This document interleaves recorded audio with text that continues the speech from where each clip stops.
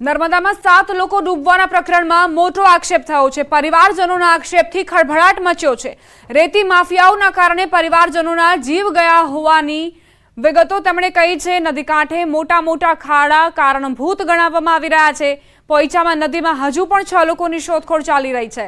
છેલ્લા 21 કલાકથી એનડીઆરએફ અને ફાયરની ટીમ નદીમાં શોધખોળ કરી રહી છે। તેવામાં પરિવારજનોનો આક્ષેપ છે કે આ વિસ્તારમાં રેતી માફિયાઓએ મોટા મોટા ખાડા કરી દીધા છે અને કોઈ ચેતવણીના બોર્ડ પણ નથી મારવામાં આવ્યા।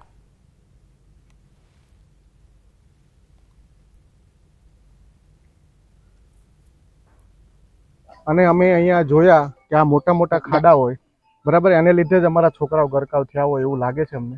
પણ એમાં તંત્રએ આવું ખાડા હોય તો એ બોરી દેવા જોઈએ, જેથી કરીને આવી ઘટના ન બને। એમને જ આ એમના જ ખાડા ગાળેલા હોઈ શકે અને એને લીધે આજે અમારે આ બધું ભોગવવું પડે છે। અને તમે અહીંયા બાજુમાં જોઈ શકો છો કે ખનન થયેલું છે, 20-20, 15-15 ફૂટના ખાડા છે। તો તંત્રની ક્યાંક ને ક્યાંક ઘોર બેદરકારી આપણને અહીંયા જે તે વિસ્તાર છે જ્યાં સંભાવના એક્સિડન્ટની છે કે ડૂબવાની સંભાવના છે ત્યાં એમને ગ્રીલ મારવી જોઈએ અથવા કોઈ પ્રકારના બોર્ડ, નોટિસ બોર્ડ મારવા જોઈએ। અને અહીંયા પોસિબિલિટી છે ડૂબેલાઓની શોધ કરતી ટીમને પણ પડી રહી છે મુશ્કેલી। નદીમાં ખાડા હોવાથી શોધખોળમાં મુશ્કેલીઓ પડી રહી છે। એનડીઆરએફના ઇન્સ્પેક્ટરોએ નિવેદન આપ્યું કે નદીમાં ખાડા છે, શોધખોળ કરવામાં પરેશાની થઈ રહી છે। एक्चुअली यहाँ पर नर्मदा में रिवर में ऐसा है कि कहीं पे वाटर बहुत ज़्यादा है और कहीं पे बिल्कुल ज़मीन टच हो रहा है, तो बोट का जो प्रोपेलर है वो टच हो जाता है, तो उसको बोट को फ्लो करने में हमें थोड़ा प्रॉब्लम आ रहा है। अंदर खड्डे कहीं कहीं डीपली हैं, कहीं कहीं खड्डे हैं, कहीं कहीं ज़मीन है, तो बहुत मुश्किल हो रहा है बोट फ्लो करना। तो न्यूज़ 18 गुजरातीना सवाल के आखिर कोण जवाबदार? परिवारनो मोटो आरोप छे के અહીં જે ખાડાઓ ખોદવામાં આવ્યા છે તેના કારણે જ તેમના બાળકો ગયા। ડૂબવાથી મોત મામલે આખરે જવાબદાર કોણ? કોની જવાબદારી છે આ મોત મામલે? કાંઠા પર ખનન થઈ રહ્યું હોય અને આ ખાડાના કારણે જ જો આટલા તમામના જીવ ગયા છે તો તેમની સામે કાર્યવાહી થવી જોઈએ। આખરે કેમ અહીં કોઈ ચેતવણીના બોર્ડ પણ નહોતા લગાવવામાં આવ્યા?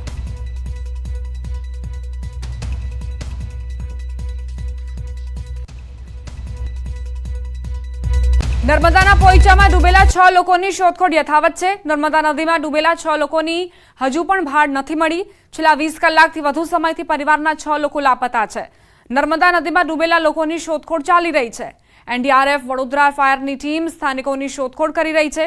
નર્મદા નદીમાં નેટ નાખીને પણ હજુ કોઈ પતો નથી મળ્યો। 20 કલાક બાદ પણ કોઈ ભાળ ન મળતા પરિવાર ચિંતામાં। ગઈકાલે સુરતના રહેવાસી 8 લોકો નર્મદા નદીમાં ડૂબ્યા હતા, જેમાંથી એકને સ્થાનિકોએ બચાવી લીધો, જ્યારે આજે સવારે અન્ય એકનો મૃતદેહ મળ્યો। હવે અન્ય 6 લોકોની શોધખોળ ચાલી રહી છે। સુરતથી આવેલા પ્રવાસીઓ નદીમાં નાવા ગયા હતા જ્યાં આ ઘટના બની। મૂળ અમરેલી જિલ્લાના વતની અને હાલ સુરતમાં રહેતા આ પ્રવાસીઓ પોઈચા આવ્યા હતા। ડૂબી ગયેલા લોકોમાં 3 બાળકો 15 થી 17 વર્ષના છે। તમામ લોકો સુરતના સણિયા હેમાદ ગામના કૃષ્ણા પાર્ક સોસાયટીના રહીશો છે, જ્યારે 4 સભ્ય એક જ પરિવારના છે। દમણના પાતલિયા તળાવમાં એક યુવકનું ડૂબી જતા મોત નીપજ્યું। 30 વર્ષીય યુવક તળાવમાં નહાવા પડ્યો હતો, જે બાદ ફાયર બ્રિગેડની ટીમે તળાવમાંથી યુવકનો મૃતદેહ બહાર કાઢ્યો। આ યુવકની હજુ ઓળખ નથી થઈ। યુવક સ્થાનિક હતો કે સહેલાણી હતો, તે એકલો જ તળાવમાં નહાવા પડ્યો હતો અથવા તેની સાથે અન્ય કોઈ પણ હતું કે ન હતું તે અંગે પોલીસે તપાસ શરૂ કરી છે।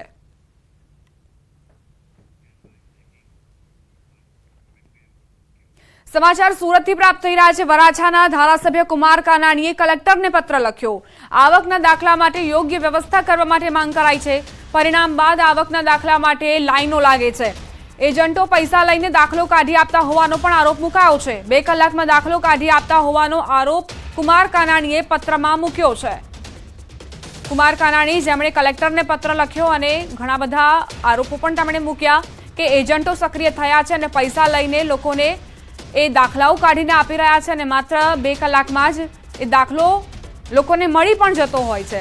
બીજી તરફ ઘણા એવા લોકો જે કચેરીએ ધક્કા ખાઈ રહ્યા છે, પરંતુ તેમ છતાં તાત્કાલિક તેમને દાખલો કાઢવામાં નથી આપવામાં આવતો, જેના કારણે વિદ્યાર્થીઓ પરેશાન થયા છે।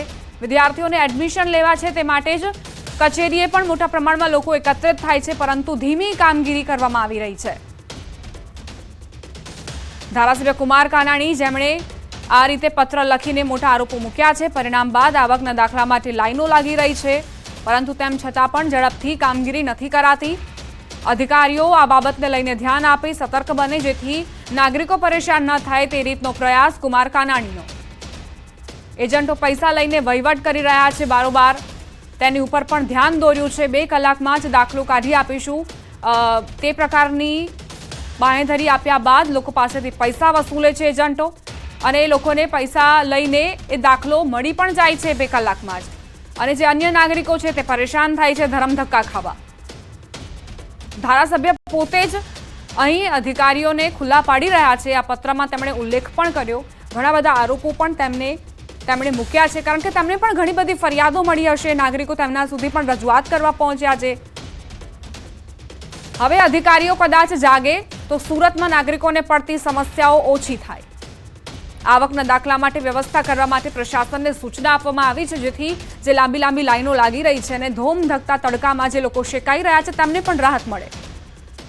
અમારી સાથે ધારાસભ્ય કુમાર કાનાણી પોતે જોડાઈ ગયા છે. કાનાણી સાહેબ, તમને કઈ કઈ એવી ફરિયાદો મળી હતી જેના કારણે તમને આ પત્ર લખવો પડ્યો? આપણે સૌ જાણીએ છીએ કે હમણાં 10મા અને 12મા ધોરણનું રિઝલ્ટ આવ્યું છે. હવે લોકોને ફોર્મ ભરવાનો સમય થયો છે. વિદ્યાર્થીઓ ફોર્મ ભરી રહ્યા છે, પરંતુ ફોર્મની અંદર આવકના દાખલા અને જાતિના દાખલાની જરૂર પડતી હોય છે. હવે પ્રશ્ન એવો ઉભો થયો છે, ફરિયાદો એ આવી છે કે લાંબી લાંબી કતારો લાગે છે. લોકો સવારમાં 5 વાગે, 4 વાગે, 3 વાગે લાઈનમાં ઊભા રહી જાય છે, અને છતાં પણ અમુક જ ટોકનો મળે છે, અને પછી લોકોને કહેવામાં આવે છે કાલે આવશે. એટલે લોકોને 2-3 દિવસ સુધી લાઈનમાં ઊભા રહેવા છતાં દાખલા મળતા નથી. અને સૌથી મોટી બાબત તો એ છે કે સૌથી મોટી ફરિયાદ તો મારી પાસે એ આવી છે કે અમે 3 દિવસથી લાઈનમાં ઊભા રહીએ છીએ, છતાં પણ દાખલાઓ, આવકના દાખલા કે જાતિના દાખલા મળતા નથી. પરંતુ કોઈ એજન્ટને આપીએ અને જો 2-3 હજાર રૂપિયા આપીએ તો એ લોકો કાઢી આપે છે. એટલે આ એજન્ટ પ્રથામાંથી દૂર કાઢવા માટે અને લોકોને સમયસર દાખલો મળી જાય એના માટેની વ્યવસ્થા વહીવટી તંત્રએ ગોઠવવી જોઈએ એવી મારી માંગણી છે. સર, તમને એવું લાગે છે કે થોડા દિવસોમાં આ જે સમસ્યા છે તે હલ થઈ જશે? ના, કરવી જ જોઈએ અને કરવી જ પડશે. કારણ કે આવા ગરમીની અંદર, આવા ધોમધડાની અંદર લોકો સવારમાંથી વહેલા લાઈનમાં ઊભા રહી જાય અને છતાં પણ નંબર ન લાગે. અને ફોર્મ ભરવાની તો કટ ઓફ ડેટ હોય છે. એ સમયની અંદર જો ફોર્મ ના ભરી શકે, એની સાથે એના ડોક્યુમેન્ટ ના મૂકી શકે, આવકનો દાખલો કે જાતિનું પ્રમાણપત્ર ન મૂકી શકે, તો એ વિદ્યાર્થીનું વર્ષ જ જોખમમાં મુકાઈ જાય છે. એટલે હું એવું ચોક્કસપણે માનું છું કે મારી વાતને ધ્યાનમાં રાખી અને કલેક્ટર શ્રી આ બાબતે નિર્ણય કરી અને લોકોને તાત્કાલિક દાખલા મળે એની વ્યવસ્થા કરવી પડે. આભાર કાનાણી સાહેબ, અમારી સાથે વાતચીત માટે. તો કુમાર કાનાણીને આપ સાંભળી રહ્યા હતા. તેમણે કહ્યું છે કે ધોમ ધકતા તડકામાં જે નાગરિકો છે તે શેકાઈ રહ્યા છે, પરંતુ ઘણા બધા એવા એજન્ટો સક્રિય થયા છે જેઓ 2-3 કલાકમાં જ તેમને દાખલો કાઢી આપે છે પૈસા લઈને.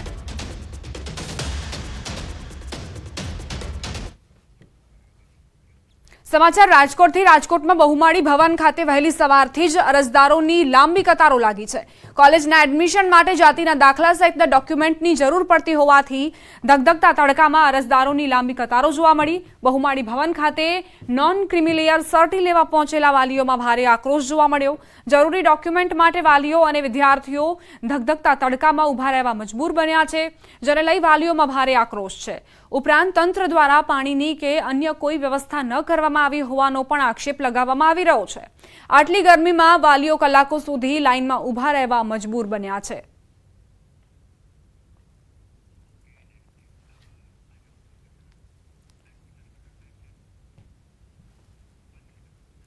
અમદાવાદમાં સરકારી કચેરીઓ પર વાલીઓ અને વિદ્યાર્થીઓની લાંબી કતારો જોવા મળી રહી છે. કોલેજમાં એડમિશન માટે નોન ક્રિમિલિયર સહિત જરૂરી ડોક્યુમેન્ટ માટે અરજદારોની ભીડ જોવા મળી.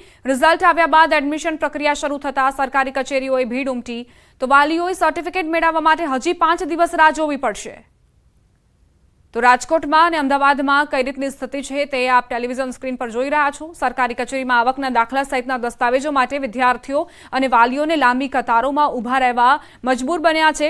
અમદાવાદ, સુરત, રાજકોટ જેવા શહેરોમાં સવારથી જ વિદ્યાર્થીઓ વાલીઓ સરકારી કચેરીએ પહોંચી ગયા હતા, જ્યાં પૂરતી વ્યવસ્થા ન હોવાથી લાંબી કતારો જોવા મળી.